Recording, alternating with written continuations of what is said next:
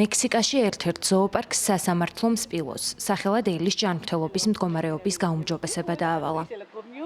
ეს პირველი შემთხვევაა, როცა ქვეყნის უზენაესმა სასამართლო მცხოველის სასარგებლოდ ამგვარი გადაწყვეტილება მიიღო. 4 მოსამართლისგან შემდგარმა კოლეგიამ ელის ჯანმრთელობისა და ფიზიკური მდგომარეობის გაუმჯობესებაზე მუდმივი ზრუნვა ბრძანა.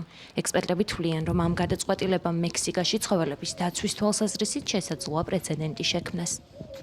ადვოკატები ამტკიცებდნენ, რომ ელი დეპრესიაში იყო. ის კედლებს ეჯახებოდა და წონაში სწრაფად იკლებდა. ელი 2016 წლის აგვისტოში გავიცანი. მისი აზიელი კომპანიონის, მეგის ევთანაზიის შემდეგ. მის სანახავად მოვედი და გავოგნდი. ასეთ სავალალო მდგომარეობაში რომ დავინახე. ძალიან განვიცადე და მას პირობა მივეცი. მის წინ დავდექი, თვალებში ჩავხედე და ვუთხარი. შენ იმავეს არ გაგიკეთებენ. 13 წელია ელი მეხიკოს ერთ-ერთ ზოოპარკში ბინადრობს. მანამდე მან 25 წელი ცირკში გაატარა. გამუდმებით ეყრდნობოდა ხეებს, კარებს, გისოსებს. თითქოს ფეხზე დგომას ვერ უძლებდა და რაღაცას უნდა დაყრდნობოდა. მარტოსული, მოწყენილი და სევდიანი იყო.